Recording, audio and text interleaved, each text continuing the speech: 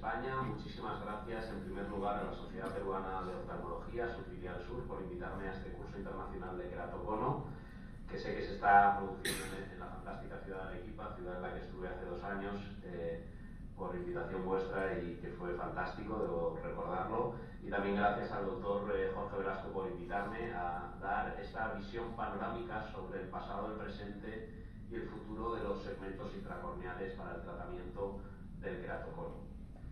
Bien, si nos vamos a la línea de tiempo de cómo ha ido la evolución de los segmentos intracorneales, podemos dividir esta línea de tiempo en 4 grandes parámetros, como son los aspectos teóricos, los diseños, los materiales y la técnica. Si partimos desde los años 50, donde aproximadamente empezó este mundo de los segmentos, podemos decir que fue primero José Ignacio Barraquer quien nos habló de la queratofagia sintética y de la ley de espesores de Barraquer, base fundamental de la cirugía refractiva corneal y también una de las bases de los segmentos intracorneales. Fue en el 66 cuando Blavatsky confirmó esta ley de espesores de Barraquer y relacionó el espesor y el diámetro del implante que se pueda realizar dentro del estroma con la cantidad de aplanamiento corneal. Los materiales fueron muy importantes y se estudiaron muchísimo en los años 50, y fue Stone quien hizo los primeros estudios de biocompatibilidad con la córnea para saber si existía reacción inflamatoria, permeabilidad, y ya empezó a hablar del PMMA como un buen material. Y no fue hasta el 64 que Belao confirmó, implantando PMMA en la córnea, que este resultaba ser un excelente material para poder ser implantado. Respecto a los diseños, pues todo lo empezó como segmentos intracorneales. Empezamos implantando lentes fenestradas de PMMA en ojos de conejo, lentes completas que se agujerearon 2 años después, y fue ahí donde se hizo el primer implante de anillo en un ojo de conejo. Y en los humanos no llegamos hasta 1991, cuando no se implantó el primer anillo completo en humanos. Posteriormente, el hito fundamental de los segmentos intracorneales es que en 1995 este anillo se dividió en 2 segmentos diferentes, y estos segmentos no fueron aprobados para el tratamiento del queratocono hasta el año 2000 en los Intacs y en 2002 en los anillos de Ferrara. Y posteriormente, ya más reciente, en nuestra reciente historia, se han empezado a utilizar los anillos asimétricos. Y respecto a la técnica, pues todo empezó como una queratectomía parcial con microqueratomo, luego pasamos a las famosas colas de cerdo para hacer la tunelización manual, pero hoy en día, desde luego, la tunelización con láser de femtosegundo es la técnica de elección por su predictibilidad y su seguridad. Bueno, hecho este repaso a la historia, vamos a ver de qué segmentos disponemos en la actualidad, y tenemos 2 clases de segmentos: los segmentos de sección no triangular, como son los Intacs, que como bien saben son paralelos a la forma de la córnea y que tienen en principio esta forma hexagonal, aunque tenemos los Intacs de queratocono severo que son elípticos, como pueden ver. Dentro de esta familia de no triangulares también están los corneal ring, que son anillos fusiformes que se fabrican en Estados Unidos. Y los visum ring, que son fabricados por la familia Yo en España, que tienen esta forma rectangular, de sección rectangular de 353 grados de arco, pero que no han funcionado muy bien porque han tenido extrusiones a la altura de la incisión. Sin duda, los segmentos más conocidos por todos son los segmentos triangulares de Ferrara, que tienen la característica fundamental de que su base es paralela al iris y no paralela a la forma de la córnea. Eso le confiere mayor efecto biomecánico y, por lo tanto, mayor efecto en los queratoconos. Los triangulares tenemos muchos tipos. Tenemos los segmentos simétricos, que son los más conocidos, y tenemos segmentos asimétricos que pueden variar en ancho de base y en altura, o solamente en altura, que son los que da ringa S. Además de estos segmentos asimétricos, podemos contar también con segmentos sinusoidales, como estos que aparecen en la pantalla de la casa Medifacos, o anillos completos. De hecho, tenemos más de 160 referencias de segmentos en la actualidad, así que podemos disponer de un armamento muy grande de segmentos para tratar el queratocono. No hay que olvidarse de los anillos, que siguen siendo de utilidad, especialmente para fenotipos níquel con alta esfericidad, y que son muy centrales, puesto que nos ayudan fundamentalmente a bajar la esfera en estos pacientes. Respecto al mecanismo de acción, probablemente ya se ha hablado en las charlas anteriores, pero recordar lo que hablamos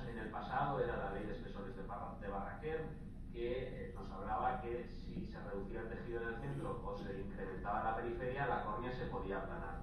Pero realmente la teoría que habla de los segmentos intracorneales se basa más en que el segmento es un elemento mecánico espaciador que produce un acortamiento de las lamelas y esto fundamenta un aplanamiento central de la córnea.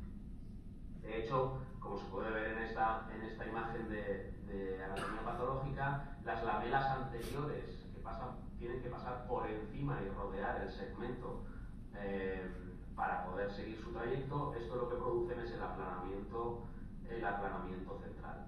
El cambio de recorrido de las navelas se verá condicionado evidentemente por la sección transversal, la altura, la longitud del arco y la zona óptica. Y esto se puede ver perfectamente en esta diapositiva, como sabemos que la sección triangular es la que tiene mayor efecto, a mayor altura o mayor espesor, mayor efecto, a menor longitud de arco, mayor efecto sobre el astigmatismo, pero menor efecto sobre la esfera, y a menor diámetro o zona óptica, mayor efecto porque estamos más cerca del centro.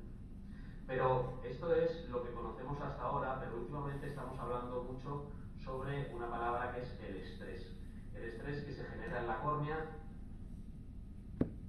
y, por lo tanto, lo que se produce en el queratocono es un ciclo de descompensación biomecánica. Este término fue acuñado por la doctora Cynthia Roberts, que es una especialista en biomecánica de la Universidad de Ohio, y lo que nos dice es que en el queratocono se produce un estrés o tensión repetida o constante, fundamentalmente debido al frotamiento, que cambia las propiedades biomecánicas focales. Se produce un adelgazamiento focal de la córnea y este cambio focal produce un cambio en el módulo de elasticidad y por lo tanto la córnea se incurva. Y al incurvarse lo que produce es una redistribución del estrés de tal manera que lo que era al principio un punto muy pequeño se va ampliando y se va convirtiendo en una área de estrés mucho mayor. Esto facilita la progresión de la enfermedad. ¿Qué ocurre cuando implantamos un segmento intracorneal? Al implantar un segmento intracorneal, como hemos dicho, lo que se produce es un aplanamiento central y un incurvamiento periférico. Esto facilita que el estrés sea redistribuido. Y al redistribuirse este estrés, existe una nueva respuesta viscoelástica de la córnea, lo que produce una estabilidad. De ahí, esto puede indicarnos que en realidad los segmentos intracorneales podrían llegar a parar la progresión del queratocono. ¿Y esto cómo se entiende mejor? Pues con la ley de Laplace. Si uno entiende la imagen de la izquierda, que es un globo de estos de niños pequeños, que en la punta, como tiene una punta, y esta punta corresponde, vamos a decirlo así, con el mapa anterior tangencial de un queratocono, es el ápex del queratocono. Como pueden ver, el ápex del queratocono es el que tiene el menor mapa de estrés. Si ustedes se fijan, aquí, que es el punto mayor del ápex, se corresponde con la zona de menor estrés. Y esto se entiende muy bien en el globo. Si ustedes han visto alguna vez este globo, si ustedes ponen aquí el dedo, verán que es muy blandito y que no tienen nada de estrés. En cambio, las paredes aledañas son las que tienen más estrés. Pues esto es lo que corresponde exactamente con el queratocono hoy en día. Y lo que ocurre es que al insertar estos segmentos, el estrés se redistribuye, haciendo que la zona para ápex, vamos a decirlo, más cercana al ápex, deja de tener esa cantidad de estrés que tenía y por lo tanto, al redistribuirse el estrés, se rompe el ciclo de descomposición y por lo tanto podemos evitar la progresión del queratocono. Pero también se ha estudiado, y esto es una cosa que no se habla mucho, el efecto biológico, no solamente el biomecánico, el biológico que tienen los segmentos intracorneales. Y 4 eventos definen la respuesta celular tras el implante de segmentos, como son el adelgazamiento del epitelio por encima del segmento, y esto es muy importante, sobre todo si es simétrico, y esto lo hablaremos después, la aparición de los depósitos perianulares que no son inflamatorios, la rotación o el tilt del segmento y el proceso de cicatrización en sus 3 fases. ¿Cuáles son esas 3 fases? Pues fundamentalmente la apoptosis celular, le sigue a la proliferación y a la diferenciación de fibroblastos, lo que produce un refuerzo de la córnea y eso es lo que facilita una estabilización del segmento y un mayor aplanamiento. Bien, dicho esto, un repaso sobre las indicaciones. Las presentes están muy claras para todo el mundo, pues evidentemente la indicación princeps del segmento intracorneal es el queratocono, pero también la ectasia post cirugía refractiva corneal, la ectasia post LASIK. Y otras indicaciones que probablemente no están tan habladas y no están tan tocadas, como podría ser la degeneración marginal pelúcida, cicatrices corneales, astigmatismos congénitos altos y también post-queratoplastias penetrantes o post-DARC. Respecto a los resultados no me voy a meter mucho porque creo que es sabido y conocido por todos, pero sabemos que los segmentos intracorneales lo que nos hacen es cambiar topográficamente. Existen unos cambios que son muy conocidos y los cambios topográficos lo que nos hacen es mejorar la cantidad visual. Pero los segmentos también nos cambian las aberraciones, nos disminuyen las aberraciones ópticas, la cromática y la esférica fundamentalmente, y esto nos facilita que también se mejore la calidad visual. Es decir, que los segmentos mejoran la cantidad y la calidad visual. Pero en este apartado, el apartado de la calidad visual, es fundamental entender que las aberraciones en el queratocono son lo más importante y lo que hay que tener más en cuenta. Y por eso, no en todos los fenotipos de queratocono los resultados con segmentos simétricos han sido buenos. ¿Por qué? Porque en los fenotipos asimétricos es difícil corregir tanto el astigmatismo como el coma con un segmento simétrico. Y esta teoría ya ha sido planteada en varios artículos, y es que el efecto de los segmentos no sería el mismo para todos los queratoconos. La decisión de implantar un segmento no debería estar basada únicamente en las queratometrías, pero nos tendríamos que basar en la esfericidad, en las aberraciones de alto orden, en el coma y fundamentalmente en el fenotipo. Respecto a los fenotipos del doctor Alfonso de Oviedo, sabemos, ya son muy conocidos los 5 fenotipos clásicos, que son el Nipper, el Bowtie, el Khorasan, el Snowman y el Pato, en función de sus asfericidades, de la regularidad, de la relación entre los ejes de referencia. Pero quiero aportar en esta charla una cosa un nuevo fenotipo que describimos hace un par de años con el doctor Luis Fernández Vega en nuestra monografía, que es el Croissant Plus o el fenotipo periférico, que es el que se encuentra entre 2,5 y 3,75 milímetros del ápex corneal. Bueno, a la vista de esto, de la importancia de los fenotipos y la importancia del coma, nacieron los segmentos asimétricos. ¿Y qué dice la literatura sobre estos segmentos asimétricos? Bueno, pues voy a empezar hablando de lo que yo sé y de lo que yo he podido trabajar con estos segmentos, que es lo relativo a mi tesis doctoral, que está basada en estos 3 artículos publicados, y es que los anillos asimétricos producen un aplanamiento asimétrico. Y esto lo pudimos ver en este primer modelo en 2 dimensiones, en el que pudimos apreciar que a mayor grosor y ancho de base se producía un mayor aplanamiento central, que existía un mayor remodelamiento y desviación de las lamelas corneales que pasan por encima del segmento, y que existen, por lo tanto, efectos diferentes en cada segmento, en cada extremo del segmento, lo que podría ser útil en fenotipos asimétricos. Y esto lo pudimos comprobar claramente en este modelo en 2 dimensiones, tanto en el modelo axisimétrico como en el de deformación plana.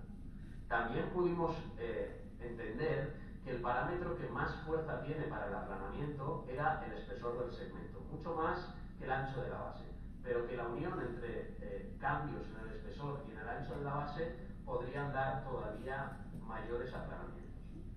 Y esto lo concluimos en este artículo del PLOS ONE, diciendo que la altura tiene un mayor efecto que la base, que tener una progresión tanto en el espesor como en el ancho de la base produce efectos asimétricos en la córnea, y que por lo tanto esto se podría utilizar en fenotipos asimétricos. En este artículo de bioengineering, en el que hicimos un modelo en 3 dimensiones, también pudimos comprobar no solamente lo que planteábamos en el modelo en 2 dimensiones, sino que también esta combinación de parámetros nos puede ayudar a reducir las aberraciones ópticas de mejor manera que los anillos simétricos. Y esta comparación la hicimos y este fue nuestro resultado. Y en cuanto a resultados visuales y clínicos, también pudimos hacer en este estudio clínico de 35 ojos con fenotipo pato, pudimos observar que estos segmentos asimétricos nos daban unas cantidades de agudeza visual y unas mejoras tremendas. Los resultados refractivos también fueron muy buenos, como pueden ver en este análisis vectorial del astigmatismo. En cuanto a la topografía, también encontramos unas mejoras estadísticamente significativas, y pusimos especial foco en el valor de la esfericidad, que, como verán más adelante, tiene gran importancia para la mejora de los resultados visuales. Y también mejoró considerablemente el coma, y las aberraciones de alto orden bajando casi en un 42% en ambos parámetros. Todas estas cosas nos ayudaron a concluir que efectivamente los segmentos asimétricos podían ser muy útiles en el tratamiento de fenotipos asimétricos. Por lo tanto, los segmentos asimétricos que ahora empiezan a estar mucho más de moda pueden ser de gran utilidad en los fenotipos, especialmente el pato, y algo en los fenotipos Snowman. Existen varios artículos en la literatura, aunque no muchos, y este es uno especialmente interesante, puesto que nos compara los resultados entre segmentos simétricos y segmentos asimétricos en pacientes con fenotipo pato. Lo que se pudo ver es que los segmentos asimétricos mejoraban mucho los valores topográficos anteriores y posteriores de manera significativa respecto a los simétricos, mejoraban los índices topográficos y topométricos y había una mayor corrección de las asimetrías. Y también se pudo observar que estos anillos asimétricos mejoraban mucho más la asfericidad que los segmentos simétricos, llegando a valores prácticamente fisiológicos. Y esto tiene importancia y lo veremos en este otro artículo muy interesante en el que se hace mucho hincapié en los mapas diferenciales tanto queratométricos como los parasimétricos. En ese estudio también se obtuvieron unos grandes resultados en términos visuales, en términos queratométricos. Aquí de nuevo la esfericidad se llegó a valores prácticamente normales en un gran porcentaje de casos, y estos mapas diferenciales que nos presentan en este artículo confirman lo que nosotros habíamos encontrado en los modelos en 2 y en 3 dimensiones, y es que existe un diferente aplanamiento en función de la parte en el extremo del segmento en el que nos encontremos. Y este diferente aplanamiento nos da cambios epiteliales. De tal manera que lo que se puede observar una vez implantado un segmento asimétrico en estos casos de queratocono es que existe un mayor engrosamiento epitelial en la parte interna del segmento, pero esto ya fue descrito por Einstein y por David en el año 2021 en el JRS, que existe un aumento progresivo del engrosamiento epitelial desde la parte más fina del segmento a la parte más gruesa, de tal manera que la parte más gruesa, por encima de él, el epitelio es más grueso porque existe un mayor aplanamiento estromal. Y esta compensación epitelial al diferente aplanamiento del segmento producido por el segmento es lo que nos va a regularizar de mejor manera la córnea. Y esto no lo consigue el segmento simétrico. Entonces, los cambios del epitelio gracias a estos segmentos son fundamentales para entender sus buenos resultados. ¿Y cuál es la relación entre el epitelio, las aberraciones y lo que he hablado antes de la esfericidad? Pues que este remodelamiento epitelial cambia la curvatura corneal homogeneizándola. Este cambio afecta a la esfericidad y mejora las aberraciones de alto orden, lo que puede ser beneficioso en estos fenotipos asimétricos que tienen mayor problema con el coma. Pero no solamente de segmentos se vive en el tratamiento del queratocono, y esto es una petición que me hizo el doctor Velasco, que recordara que existen otras técnicas para tratar el queratocono, y son tantas como todas estas, ¿no? El SLAC, el KERS, el SMILE, incluso el trasplante de Bowman. Simplemente 3 pinceladas sobre las 3 técnicas más utilizadas y más publicadas. La primera, el trasplante de Bowman, descrita por Meles hace ya 11 años, en el año 2014, y la planteó como una alternativa para pacientes jóvenes con queratocono avanzado con el fin de reducir su curvatura y evitar o posponer el trasplante de córnea penetrante o en modo DART. Entonces, él incluía el trasplante de Bowman como un paso previo a la DART penetrante en estadios 3 o 4 incluso de queratocono. El doctor Meles describió esta técnica como una técnica manual, y aquí tienen las imágenes, y nosotros tuvimos la fortuna, cuando yo estaba haciendo mi fellow en México, de describir por primera vez el trasplante de Bowman con láser de efecto segundo, que también se puede hacer. De hecho, este artículo fue publicado en la portada, lo cual fue un honor tremendo. Y esto pudimos decir después que tenemos resultados a 5 y a 8 años que el trasplante de Bowman producía una estabilidad refractiva topográfica, que en ninguno de los casos progresaba, que en ninguno de los casos necesitaba después una queratoplastia, y que todos ellos, o casi todos ellos, se podían adaptar a una lente de contacto posteriormente, cosa que no podían en el perioperitorio, lo que les daba una mejor agudeza visual. Y esto se pudo ver en los resultados a 5 y a 8 años, grandes series publicadas por el grupo del Dr. Meles. El SLAC es el Stromal Lenticle Additive Keratoplasty, y esto fue descrito por Mastro Pasqua y Nubile, un grupo italiano, y lo que consiste es en insertar un injerto en forma de menisco negativo, como como si fuera una lente negativa, es decir, que en el centro es más finito y en la periferia es más grueso. Y de esta manera, en un bolsillo intrastromal, mediante láser de efecto segundo, y los resultados son muy alentadores también, puesto que no solamente le dan empaque a la córnea en cuanto a grosor y en cuanto a biomecánica, sino que al ser la parte periférica más gruesa, actúa como si fueran unos anillos intracorneales. Y esto también tiene importancia en cuanto al epitelio. De nuevo, el epitelio vuelve a salir en estos casos porque el epitelio regulariza y homogeniza la parte anterior de la córnea, y esto nos puede mejorar tanto la esfericidad como las aberraciones. Los CARES, que se han hablado mucho de ellos, que es Corneal Allogenic Intrastromal Ring Segments, fueron descritos por primera vez por la doctora Susan Jacob de la India, y es una técnica quirúrgica en la que se consigue o se procura un rodete de tejido estromal, como pueden ver aquí, se parte este rodete y se llega a conseguir segmentos de anillo muy finitos, como pueden ver aquí, mediante cuchillete, que después se introducen en la córnea del donante como si fuera un segmento tradicional sintético, pero en este caso es un segmento halogénico. De esta manera, como pueden ver, se puede introducir de manera sencilla, aunque existe la técnica descelularizada que funciona mejor.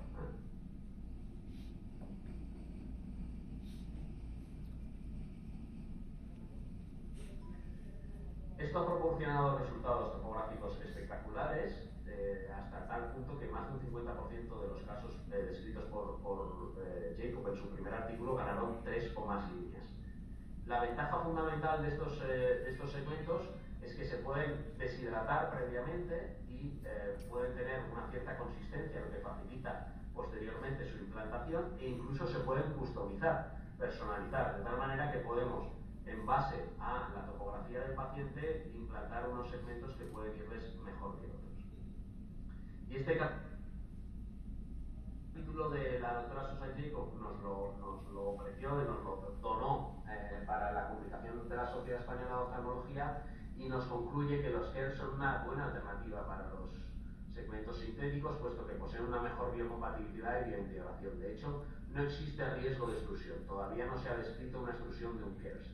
Pero su indicación es en casos más extremos, con córneas más adelgazadas, más curvadas, y por lo tanto, quizás todavía no ha adoptado la popularidad que tienen los segmentos sintéticos, pero desde luego está en auge y puede ser de gran utilidad. Y todas estas técnicas de inclusiones intrastromales las pudimos publicar en Córnea justamente con el doctor Velasco hace unos años. Y creo que es un artículo que puede resumir todas las técnicas que tenemos y que puede llegar a ser interesante. Y termino con mi visión sobre el futuro.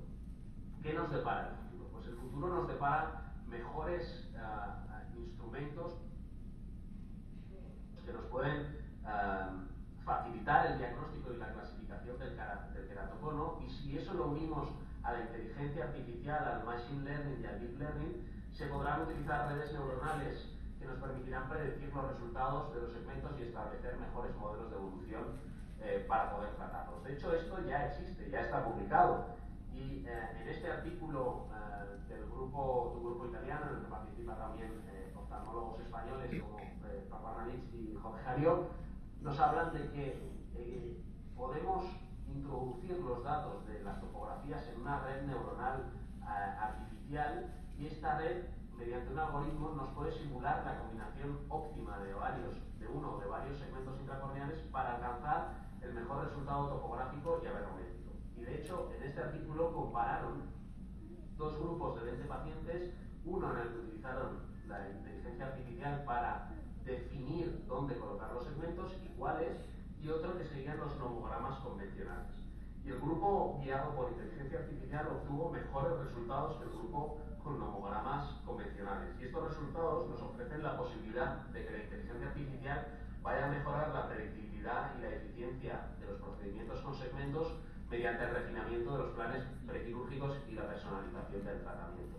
Pero el futuro no se acaba ahí. Teniendo en cuenta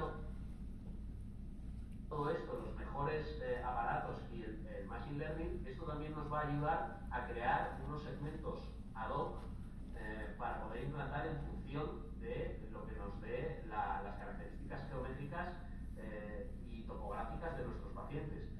Y esto también es una realidad, y aquí quiero introducir pues un segmento que tengo yo patentado en este momento y que está en conversaciones con casas comerciales para ver si lo podemos implantar y distribuir. Y de este segmento, que va a ser utilizado en un fenotipo simétrico, ya tenemos estudios con modelos teóricos con elementos ficticios y también estudios en ojos experimentales, en ojos de cero. Resulta con muy buenos resultados y resultados sorprendentes. Y bueno, espero que en la próxima vez que pueda hablar con ustedes les pueda enseñar los resultados de este segmento, que creo que llegarán dentro de no mucho. Pero ahí no se acaba todo. Respecto al futuro, no solamente es importante hacer este tipo de segmentos con una forma determinada, sino que podemos utilizar biomateriales. Y varios biomateriales se han estudiado, pero uno de los más interesantes es la inclusión de córneas porcinas dentro de córneas humanas. Y esto ya se ha empezado a estudiar, existen estos artículos de ciencia básica en los que se introducen córneas porcinas dentro de córneas de ojos de conejo, que pueden ser utilizadas, que no tienen una respuesta inmunológica relevante, que incrementan el espesor de la córnea y que pueden llegar a ayudar al tratamiento de enfermedades corneales. Y además de todo esto, y encima rizamos más el rizo, no solamente existen biomateriales, sino que existen nanopartículas que podemos introducir dentro de esos biomateriales. Nanopartículas como, por ejemplo, nanotubos de carbono. Nanotubos de carbono que se pueden introducir dentro del estoma por ejemplo, en este caso de conejos, que nos pueden ayudar a tener una mayor resistencia y que nos pueden evitar que progrese el queratocono. Nos pueden dar dureza a la córnea para que éste no progrese y, por lo tanto, evitar llegar a estadios avanzados. Pero no solamente nanopartículas de carbono, sino nanopartículas farmacológicas que nos pueden ayudar a evitar o a reducir considerablemente los síntomas que presentan los pacientes con queratocono, para que dejen de frotarse y que, por lo tanto, no exista ese estrés y ese ciclo de descompensación biomecánica del que hemos hablado al principio y, por lo tanto, no progrese la enfermedad. En cualquier caso, todo esto que parece de ciencia ficción, si llegamos a conjugar todo esto, la inteligencia artificial, los nuevos segmentos, los biomateriales y las nanopartículas, todo ello nos va a ayudar sin duda a la personalización del tratamiento de los pacientes con queratocono, para mejorar los resultados con segmentos intracorneales y con otros injertos de inclusión halogénica, como les he presentado. Y esto es todo. Espero que les haya podido gustar la charla y esta visión panorámica que yo tengo sobre los segmentos. Y les presento esta monografía de segmentos intracorneales que presentamos con el doctor Luis Fernández Vega hace 2 años en la Sociedad Española de Oftalmología, que creo que habla de un poco de todo lo que tiene que ver con el mundo de los segmentos y que puede ser muy interesante si son implantadores de segmentos. Y eso es todo lo que les quería hablar. Muchísimas gracias por su atención, muchísimas gracias por su invitación y espero que nos podamos ver pronto en directo en Perú o en España, por donde sea. Muchísimas gracias.